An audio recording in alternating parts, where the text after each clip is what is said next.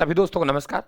मित्रों, स्वागत है आपका राजस्थान जीके की ये आप लोगों के करंट वाली क्लास है समसामयिक घटनाओं के साथियों। और जैसे कि आप देख रहे हो कि आपके ग्रेड आपके थर्ड हो, ग्रेड आपके सेकंड हो साथियों, वनपाल हो, वन रक्षक हो, सीटी के आप एग्जाम दे रहे हैं। सभी राजस्थान में होने वाली एग्जामों में आपको करंट की आवश्यकता है साथियों। तो ये क्लास नंबर 7 है। जैसे कि देख रहे हो आप लोग कि सभी पुस्तकों का निचोड़ है, करंट जीके की सभी पुस्तकों का निचोड़ साथियों। जो आप लोग पढ़ते हो, काफी समय लगा देते हो, सबका यहाँ निचोड़ है। और रामबाण क्लासें हैं, ये आप भी देख रहे हो। और आज आपको आवश्यकता है सबसे ज्यादा समय की बचत की साथियों। तो वही समय की बचत मैं आपको देने जा रहा हूं। तो आपका सभी भाई बहनों का इस क्लास में स्वागत है। ये जो आप पीडीएफ है साथियों, ये टेलीग्राम पे जाएगी, डिस्क्रिप्शन बॉक्स में लिंक दे रखा है। तो रायथन बुक के नाम से टेलीग्राम उसे ज्वाइन करें साथियों, और वहां से आप करंट प्राप्त करें। रोज मात्र मैं कह रहा हूं 2-2 घंटे की क्लासों को साथियों मात्र 10 मिनट में देके जा रहा हूं। प्रतिदिन आप लोगों को क्लासें मिल रही है मॉर्निंग में साथियों। तो अपना करंट को आप लोग स्ट्रॉन्ग करें। ऑलरेडी जीके तो हमारा चल ही रहा है साथियों, लेकिन करंट भी आप लोगों को स्ट्रॉन्ग कराने के लिए मैं एक कदम बढ़ा रहा हूं। देखिए, आज साथियों हमारे पास में 15 अक्टूबर, और यहां देख रहे हो आप लोग कि प्रतिवर्ष राजस्व दिवस मनाया जाता है। प्रतिवर्ष राजस्व दिवस मनाया जाता है। तो 15 अक्टूबर को प्रतिवर्ष राजस्व दिवस मनाया जाता है। क्यों मनाया जाता है? क्योंकि 15 अक्टूबर 1955 में साथियों राजस्थान काश्तकारी अधिनियम लागू हुआ, यानी हमें खाद्यान्नी अधिकार प्राप्त हुए। तो वे जो साथियों आप लोगों के राजस्थानी काश्तकार अधिनियम लागू होने के कारण ये 15 अक्टूबर 1955 साथियों, हम लोग 15 अक्टूबर शायद 2020 से इसे मनाया जाने लगा है। तो 15 अक्टूबर हमारा राजस्व दिवस है। तो मैं भी राजस्व परिवार का साथियों सदस्य हूं। तो राजस्व परिवार यानी राजस्व दिवस से आप सभी को शुभकामनाएं हैं। देखिए, 31 दिसंबर 2021 तक आर्थिक समीक्षा में जो स्थिति दे रखी है साथियों, क्योंकि आपको पता है कि एक आधा सवाल यहां से टपका देता है वे कि कितना ऊर्जा की अधिक स्टेपल क्षमता है, सौर ऊर्जा की क्षमता कितनी है। एक सवाल आप लोगों को पक्का टपका देता है। तो यहां साथियों 21 दिसंबर 2021 तक की स्थिति है, आर्थिक समीक्षा 2021-22 साथियों। देखिए क्या कह रहा हूं, ऊर्जा की अधिष्ठापित क्षमता।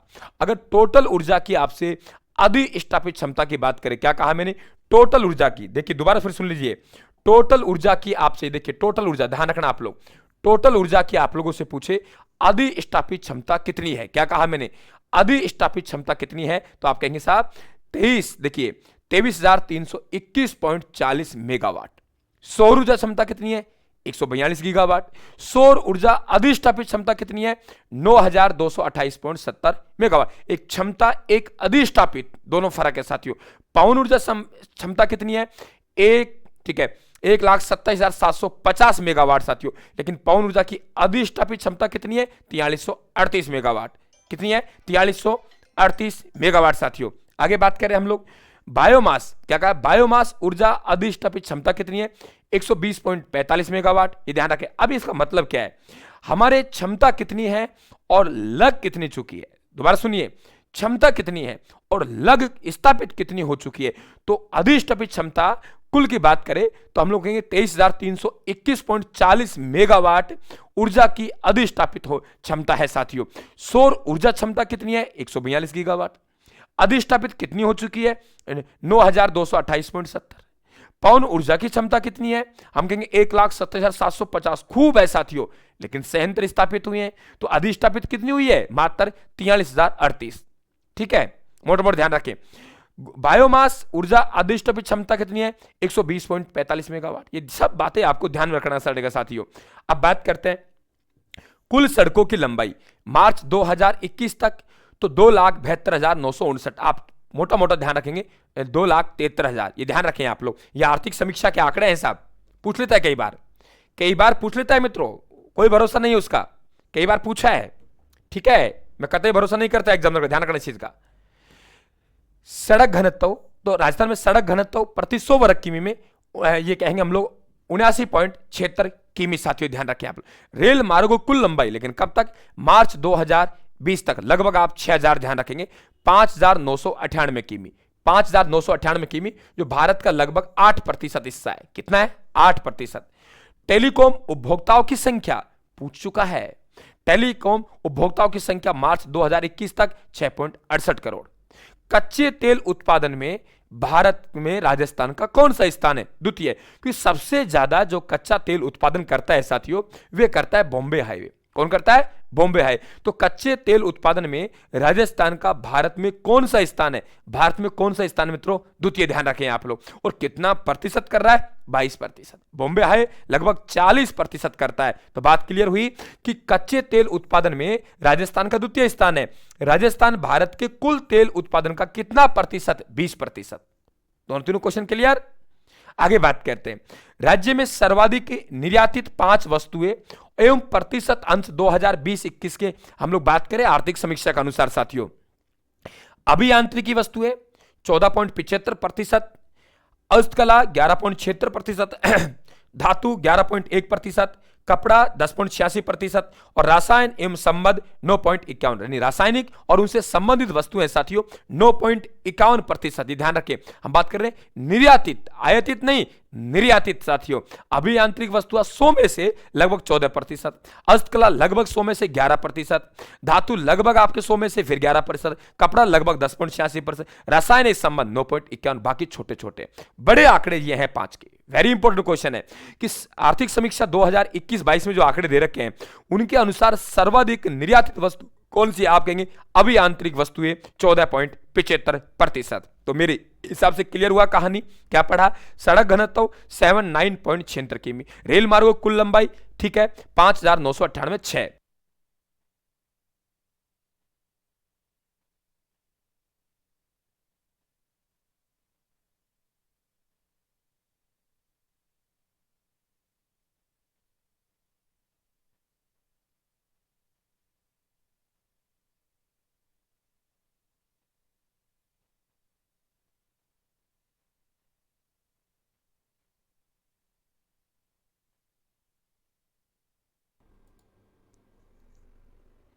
शायद कोई आवाज में थोड़ी दिक्कत आ गई थी, तो दोबारा सड़क घनत्व 79.76 किमी साथियों, आवाज में कोई दिक्कत आ गई थी, सेल चेंज कर दिया मैंने। रेल मार्गों की कुल लंबाई 6000 मान लीजिए, भारत का 8%। कच्चे तेल उत्पादन में हमारा दूसरा स्थान, बॉम्बे हाईवे पहला स्थान। हम कितना प्रतिशत करते हैं? 20% करते हैं।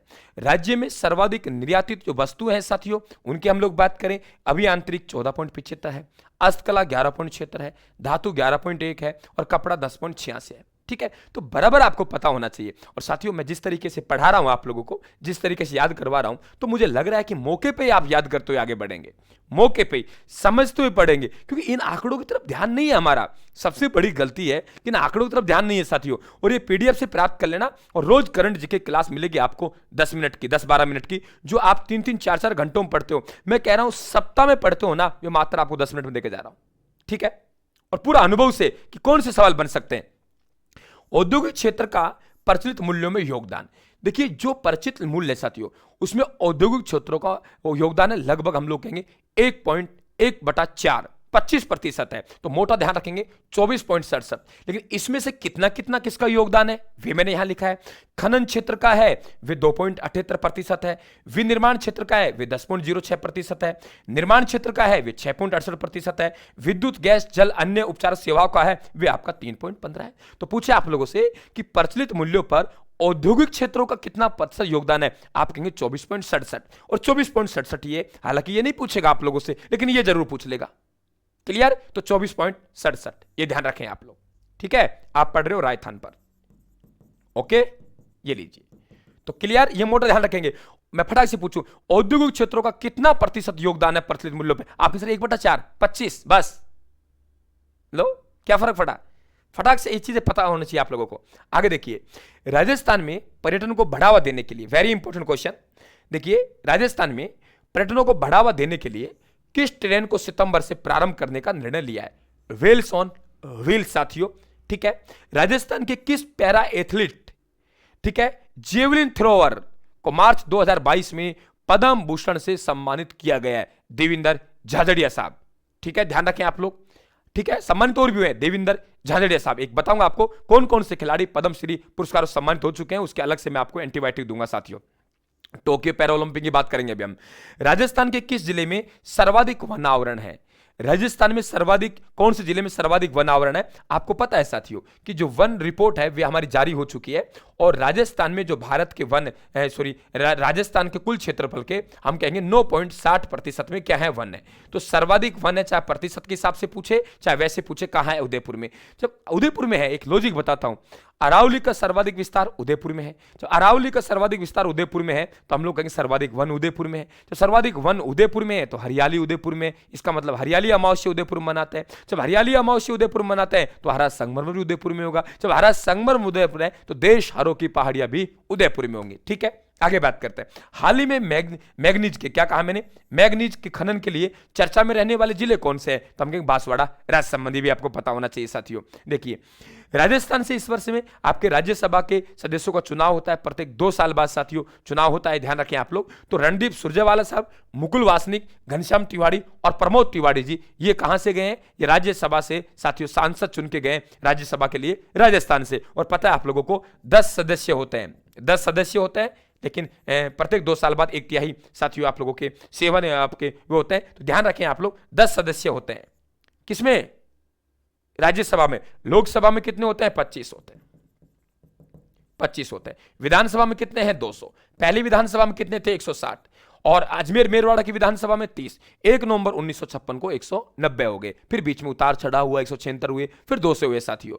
राजस्थान पहली विधानसभा के इलेक्शन हुए, एक धारा सभा के रूप में हुए, तो धारा सभा में तो 30 सदस्य थे, और एक राजस्थान विधानसभा के रूप में हुए जहां 160 सदस्य थे। तो पहली विधानसभा में सदस्य संख्या कितनी थी? 160। अजमेर मेरवाड़ा की विधानसभा क्या कहते हैं? धारा सभा। वहां सदस्य संख्या कितनी थी? 30। अजमेर मेरवाड़ा को विधानसभा को समाप्त किया गया, केंद्र शासित प्रदेश समाप्त किया गया। 1 नवंबर 1956 को राजस्थान विलय किया गया, साधारणतः एक जिला बना अजमेर, तो उसकी विधानसभा के सदस्य भी इसमें मिल गए, और कुल मिला के 1 नवंबर 1956 को 190 हुए। वर्तमान में कितने हैं? 200। इंदिरा शहरी रोजगार गारंटी योजना, जिस प्रकार से साथियों आपके महात्मा गांधी नरेगा है, उसी प्रकार से राजस्थान में इंदिरा शहरी रोजगार गारंटी योजना जो किस विभाग के द्वारा संचालित की जा रही है? बड़े सवाल बनेगा, विभाग कौन सा है जो उसको संचालित कर रहा है? हम कहेंगे स्वायत्त शासन विभाग द्वारा, स्वायत्त शासन विभाग द्वारा। ठीक है, आंबागढ़ सफारी पार्क जो कि आप लोगों के साथियों गहलोत साहब ने उसका वर्चुअल उद्घाटन किया है, तो वे आंबागढ़ सफारी प्रदेश में कहां है? जयपुर में। पहला बात तो सवाल बनता है, और है कहां? कौन से नंबर के साथियों? 3रे नंबर की। तो बात क्लियर हुई कि पर्यटन को बढ़ावा देने के लिए कौन सी ट्रेन? पेलिस ऑन व्हील्स साथियों।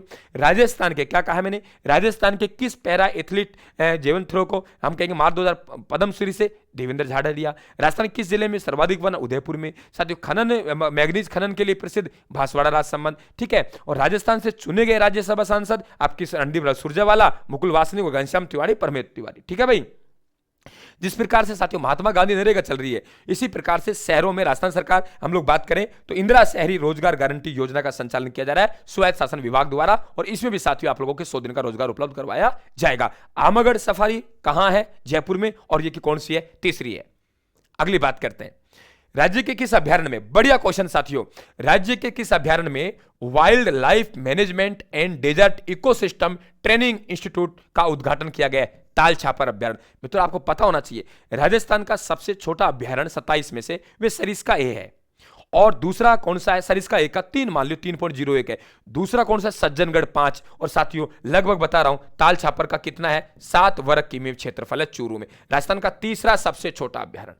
ठीक है, खेलों के संबंध में दिए जाने वाले पुरस्कार, महाराणा प्रताप पुरस्कार की राशि को बढ़ा दिया गया है मित्रों, और अब बढ़ा के कितना कर दिया है? 5 लाख बढ़ा दिया गया है, और बढ़ाकर कितनी कर दिया है? 5 लाख। आगे बात करते हैं, वित्तीय वर्ष 2022-23 के लिए जन लेखा समिति का अध्यक्ष किसको नियुक्त किया गया है? Very important question, Gulab Chand Kataria. नेता प्रतिपक्ष है विधानसभा में, गुलाब चंद कटारिया साहब को यह ध्यान का जन लेखा समिति का अध्यक्ष नियुक्त किया गया है। क्या कहा मैंने? गुलाब चंद कटारिया साहब को जन लेखा समिति का अध्यक्ष नियुक्त किया गया, ध्यान रखें आप लोग। साथियों नए जिलों के गठन के आंकलन के लिए गठित समिति का अध्यक्ष राम लुभाया। एक कमेटी गठन किया गया, जिस प्रकार से परमेश्वर कमेटी गठन करके प्रतापगढ़ जिले का पुनर्गठन जिला बना साथियों। इसी तरीके से नए जिलों की मांग होती रहती है, तो उनके आंकलन के लिए साथियों एक कमेटी गठन किया गया। सेवा निवृत्त हो चुके हैं शायद राम लुभाया साहब, IAS है, ये ध्यान रखें आप लोग। वर्ष 2021-22 के दौरान राजस्थान में प्रति व्यक्ति आय कितनी रही है? बराबर ध्यान रखना पड़ेगा। वर्ष 2021-22 के दौरान राजस्थान में प्रति व्यक्ति आय कितनी है? तो हम लोग कहेंगे साथियों 1,35,218 रुपए। क्या कहा मैंने? 1,35,218 रुपए 2021-22 के दौरान राजस्थान में प्रति व्यक्ति आय कितनी है? तो आप लोग कहेंगे 1,35,218 रुपए। क्लियर? दोबारा फिर पढ़ लेते हैं।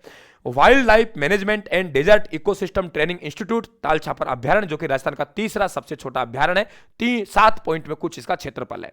खेलों के संबंध में महाराणा प्रताप पुरस्कार दिया जाता है, उसकी राशि को बढ़ा दिया गया है। कितनी कर दिया? 5 लाख रुपए। वित्तीय वर्ष 2022-23 के लिए जनलेखा समिति का अध्यक्ष किन्हें नियुक्त किया है? गुलाब चंद कटारिया साहब को। नए जिलों के गठन के आंकलन के लिए गठित समिति का अध्यक्ष कौन है? राम लुभाया साहब है, सेवानिवृत्त IAS है। ठीक है। वर्ष 2021-22 के दौरान प्रति व्यक्ति आय आप कहेंगे साहब 1,35,218 रुपए। कम और ज्यादा मिला दिया, एवरेज निकाल लिया हम लोगों ने। ठीक है, याद होना चाहिए हाथों, और PDF आप लोग टेलीग्राम से प्राप्त कर लेंगे। ठीक है।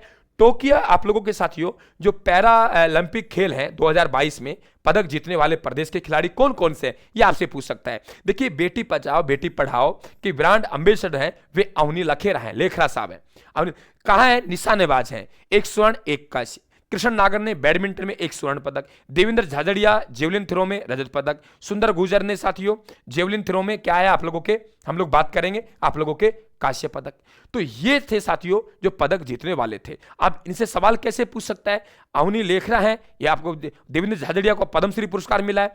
अवनी लेखरा है जो बेटी बचाओ बेटी पढ़ाओ के क्या है? ब्रांड एम्बेसडर है साथियों।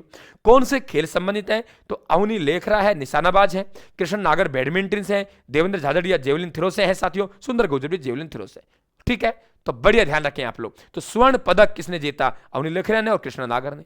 ठीक है, इन्होंने बैडमिंटन में, उधर निशानाबाजी में। ये ध्यान रखें, सब बराबर पता होना चाहिए।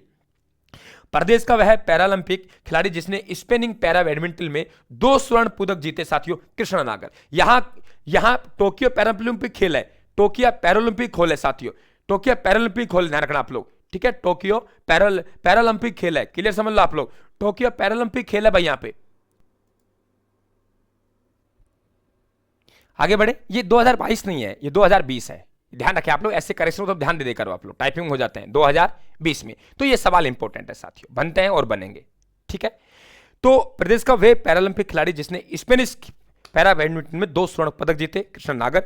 जनवरी 2022 में नेशनल रैंकिंग तीरंदाजी चैंपियनशिप में खिताब विजेता राजस्थान के तीरंदाज कौन है? रजत चौहान। कौन है? रजत चौहान। तो आपको बराबर पता होना चाहिए।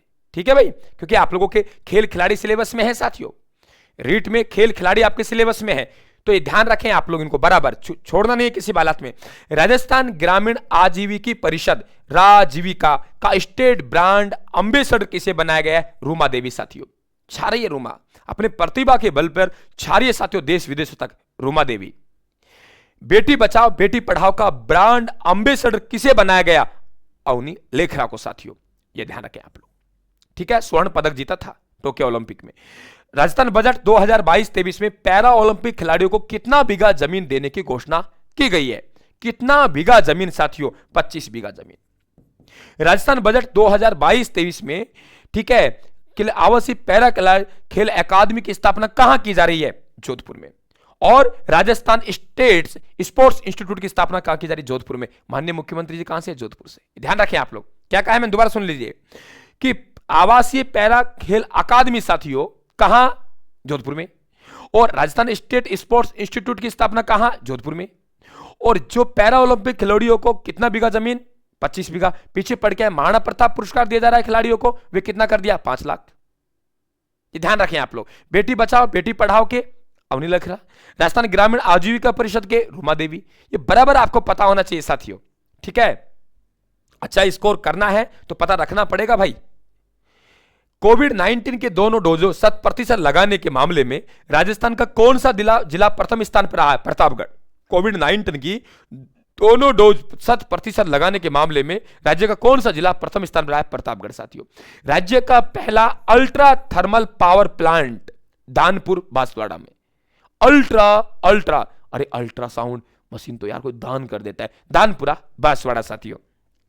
ठीक है, लास्ट में हम लोग बात करते हैं कि जो पर्यटन विभाग द्वारा, क्या कहा मैंने, जो पर्यटन विभाग द्वारा जो आयोजित किया जाता है महोत्सव, उनकी जानकारी दे रहा हूं। देखिए, पतंग महोत्सव जैसलमेर में भी आता है, ध्यान रखना, पतंग महोत्सव जैसलमेर में भी आता है। तो जयपुर में जनवरी माह में, और ऊंट महोत्सव बीकानेर जनवरी माह में, ठीक है। वैलून आपके कोटा बूंदी में, ठीक है, कोटा बूंदी में, ठीक है। वैलून महोत्सव नहीं नहीं नहीं नहीं नहीं, वैलून नहीं, ये गलत पढ़ा दिया मैंने, ठीक है, करेक्शन कर दिया मैंने, वैलून महोत्सव, ठीक है, ये मुझे ध्यान नहीं आ रहा, गलत कर दिया हमने, ठीक है, कोई बात नहीं। पतंग महोत्सव, पतंग महोत्सव, पतंग महोत्सव, पतंग महोत्सव, तो पतंग महोत्सव कहां है साथियों? जयपुर में, जनवरी के महीने में।